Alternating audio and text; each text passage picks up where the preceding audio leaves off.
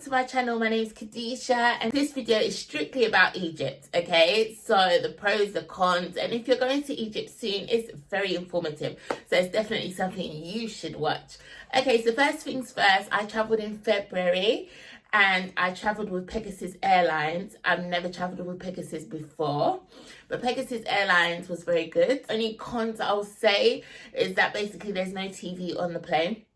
And also that you have to buy your own food when you go on there, or you can do it just before. That's the only downfall I would say, but other than that, it's fine. It's a 2-hour plane. Every single seat has a window, which I thought was amazing, because sometimes you book your seat and then you end up being against a wall. But I noticed that every single seat had a window, so that was good. So yeah, so that's Pegasus Airlines. Everything was quite straightforward. Great service on the plane. I took the plane from Stansted Airport to Antalya, okay, done a 3-hour layover and then went to Egypt. The 3-hour layover, there was no direct flights when I was booking, so I just thought it would be easy. The 3-hour layover for me was a bit too much. Like, Antalya Airport, you can't go outside the airport zone when it's a layover, so you have to be inside. I found that a lot of the things were expensive at Antalya. For instance, one McDonald's meal was like £21. So, you know, like, I felt like that was really expensive. Where in the UK, that same meal was like under a tenner.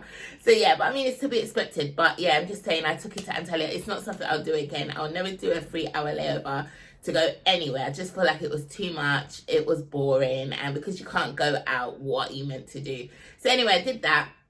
And then we went from Antalya to Egypt. Sharm el Sheikh. On the way back, our layover was different. They told us that we're going to be layovering in Istanbul. Completely different airport to Antalya, considering they're both in Turkey.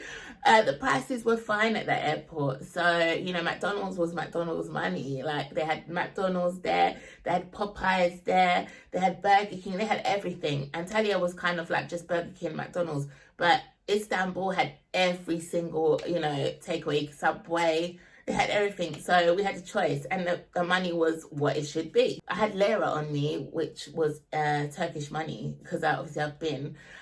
So that was handy because I just used that. But then you can use, you know, your card or whatever, you know, but you just can't leave the airport. So for 3 hours, again, you're just there, you know. I'll check the airport was nice. It was clean. It was spacious. To be honest, if you got there so late, I didn't really take much in. You know, it was very quick. When I came out of Sharm el Sheikh Airport, I made sure that I got myself an orange SIM card. It was like 60 gig for like £8 English money. You can use your card. The reason why I got that is because internet is very important. And where I was staying, they said there's problems with the internet. So I didn't even want that to happen because we love the internet. So I bought a SIM card and that lasted me the whole week. And I was streaming, okay? I was watching everything throughout the day, and it literally didn't run out until I got back to the UK.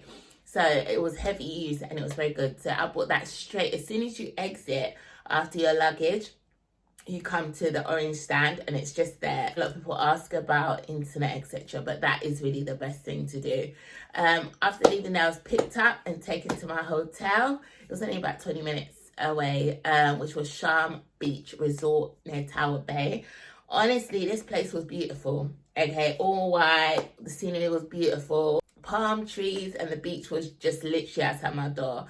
For me, I would give that resort probably a 9 out of 10. The only reason why I wouldn't give it a 10 is because the food, I just felt like the food was a bit hit and miss. Some days it was amazing, some days it wasn't. But everyone's got different taste buds. But for me, but the cakes were beautiful. So yeah, I would say 9 out of 10 for me. And the service was great. Every single day our bed was changed. Like, there was not a day goes by that our room wasn't cleaned. And it wasn't even that messy, but they'll just still come in and just, even without, you know, asking, they'll just come in and clean it every day. And I thought that was nice, because sometimes you stay at these resorts and they don't come in every day. It's every other day or whatever, but this is every single day. The weather, so in February, I was thinking, where should I go? Like, it's my birthday month and I want to go somewhere that's quite warm. And Tunisia came up, Morocco came up, and Egypt. And I just thought, you know what, I'm going to just go with Egypt. I read the reviews and they were like, oh, it's going to be a bit chilly. It's February and whatever. Actually, it was scorching hot. I do find that the days were quite short. So in the evening, you just can put on a little cardigan or something. I didn't really need to. So yeah, it just depends. But for me personally, it was very hot in February. Yeah, a lot of people were leaving reviews saying, oh, February is freezing or whatever. No, it was very, very hot. And I did ask, I was like, look, is your weather like this all the time? And actually some staff there told me like all through the year, Egypt is very warm. Like there's not 1 month where it might drop a little bit, but it's usually generally warm, and that's even in December. So yeah.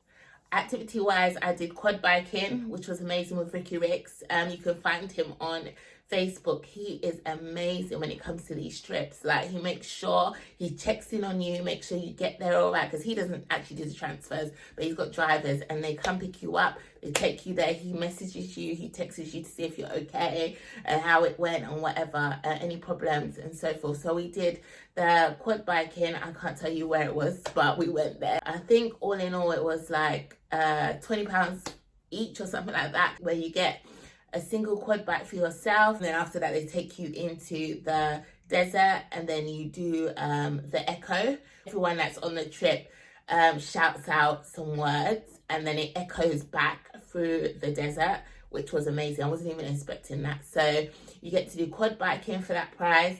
You get to do camel riding, that's included as well. That was amazing. And also there's someone there that takes pictures, and there's someone you can buy drinks, etc. It was beautiful, to be honest with you. And would it be something I would do again? Yes, I would.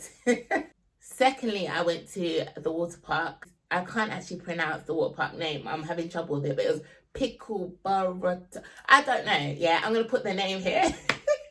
Pickle something. I can't even remember now, but it was a very big water park. It's a big water park, and it has two bits to it, an aqua bit and a water park bit, which they're both just amazing. Honestly, there for the day, I went there for the day, I think it was £47 each. That includes food and unlimited drinks and snacks. Literally, you could do that throughout the day. Ricky Ricks again. You get picked up, they take you to the water park, they served food like chicken, pizza, rice, whatever. Actually, the food there was actually brilliant. I'm not gonna lie, the food there was actually brilliant. And it's on soft drinks or whatever, because the weather's really hot, so you're gonna be drinking anyway. We were picked up at 8 and left there at 5. So we had the whole day. So yeah, and there's a lot to do. Honestly, it's a lot to do at that park. I don't even think we actually did everything. So that was worth it. I went to visit the pyramids in Cairo, but I didn't actually get to. So I didn't actually get to see the pyramids, but I'm actually going back very shortly. So I will be going to see them. So pros for me for Egypt would be, felt very safe. I feel like there's a lot of negative reviews about women not feeling safe there. I felt very safe there, probably more safe than I did in the UK. People are very friendly, you know, and just, you know, I don't know if it's because it's a Muslim country, you know, because when I went there, it's actually during Ramadan. People are so peaceful, so humble, so, you know, like little is okay for them sort of thing. That's the kind of way they live. And I think that's amazing. You know, I spoke to a lot of the locals there. They were telling me how it is there to live there, survive there, etc. And for them, it's just as long as they can get by the day and eat something, they're okay. Good weather. Locals there, that February weather is freezing. To us coming from the UK, it's boiling hot. To them, what was extremely hot for me, where I'm drinking bottles of water, they keep cool. They're like, this is freezing. And I'm like, freezing, are you sure? Great hospitality. The scenery is to die for. Like, obviously, with money, you get more for your money. So the pound is obviously stronger than Egyptian money. So I found with them when I was buying things, from like local shops or whatever, they don't mind taking English money, and they also take card. So you don't have to actually get your money changed. When it comes to money changing, I did use the ATMs, but to be honest with you, that was just a headache, because like, I don't know, you have to really go into town to get a cash machine. But luckily for me, I had a cash machine at my hotel, so that was good. But it was very expensive to change. But you have to do what you have to do. But most of the time, I just pay by my card. Data, like I said, get it from Orange when you're coming out of the Sharm el Sheikh airport. It will last you long. £8 for 60 gig, you can't go wrong. And I think it's like £10 for more if you want. Shops as well, very cheap, like all your snack stores and all that you can get, very cheap there. There's so much things to do. There's a lot of bars there, a lot of entertainment, a lot of fun. So, you know, if you're going there for that, there's definitely a lot of that in Nama Bay. A beach resort where I was, after certain hours, you know, like evening time, there'll be a lot of entertainment, a lot of dancing, belly dancing, fire eaters, that kind of thing. So I do recommend that hotel for sure.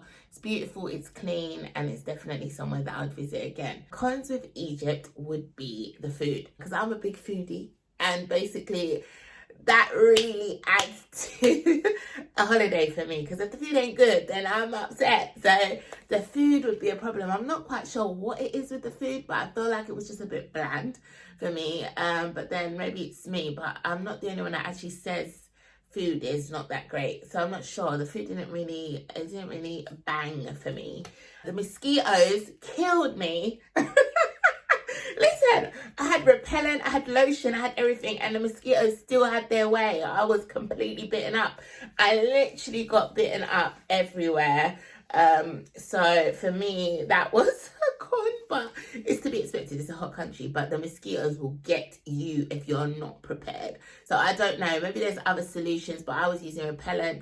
I was using quite a few different things, and I've still got bit. I used bangles. I was trying everything, and they just still ate me up. So yeah, I went into town to just go and have a look, nightlife. And when I went into town, this was very annoying. I go to other places and people haggle, that's fine, but this was just on a different level.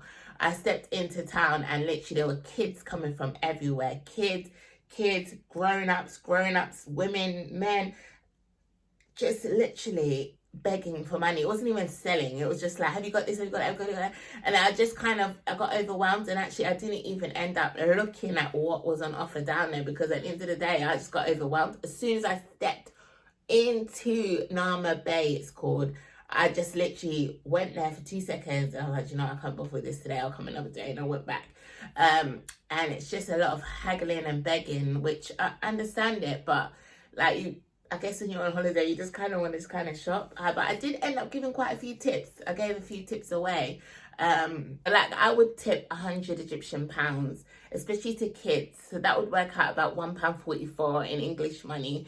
But to them, it's quite a lot. And then obviously £5. I haven't tipped £5, but I'm just trying to let you know, like on average, £5 would be like 348 Egyptian pounds. Yeah, that's correct. So, you know, you get quite a lot for your money. But yeah, most of the time I was tipping at 100 Egyptian pounds. I tend to find a lot of kids help out in Egypt. Kids seem to ask a lot for money in Egypt. Like for instance, when I did quad biking, we're on the quad bikes, and then as soon as we stop in the desert, in this hot place, I don't even know where they come from, they run over and they ask you for cash, and you're just like, oh my God, and you're basically trying to, you know, stop for a second, quad bike, give them something because you feel so bad, and then drive off again. Or like when we went into town, like I mentioned, giving them something there, you know, they literally, they follow you around. So like they're basically on your case. You know, you say, no, I haven't got it, but they're not leaving your side. They're staying beside you until you give them something. I understand it's not that, you know, in terms of work and stuff, it must be quite difficult there, but if you have it, it's nice to give. Honestly, I really do think Egypt is a great location to visit. If it's your first time, definitely, you know, go enjoy yourself. It's beautiful. Don't let anyone tell you nothing. Ricky Ricks on Facebook. Do check him out. RICKII Ricks for all your excursions, etc., because he's really good and he really cares. Like I had an issue when I first went there, because the person was saying, oh, do you have English money to pay, because he doesn't pick you up, so he sends the driver and then you pay when you get into your car. And the person was like, oh, like, do you have English money? And I quickly messaged him. I was like, you didn't tell me that we need to bring English money. He was on it straight away. Was he rude to you? I was like, no, he just asked me. No, nothing like that. Just, you know, I just didn't know, you know. I go back though, we'll be doing some more bits and pieces, but we spent a lot of time on the beach, because where we was, there was a lot of activities there at the hotel anyway. A lot of things, every day there was something going on, so it's not like you're bored, you know. And then obviously the beach is right there, it's beautiful, it's hot, it's sandy, and then entertainment in the night. So I was completely busy, you know. But yes, if you're thinking of going, definitely go. It's an amazing place and definitely somewhere you would enjoy yourself. So yeah, Egypt's now off my list, and until my next flight, I guess. Thank you so much for tuning into this video, and I do hope it helps someone that is traveling on Pegasus Airlines to Egypt, to Antalya maybe, to Istanbul, but Egypt all the same. I hope this really is informative, and any questions, do let me know. Take care. Thanks for watching. Subscribe, like, share, whatever. Bye.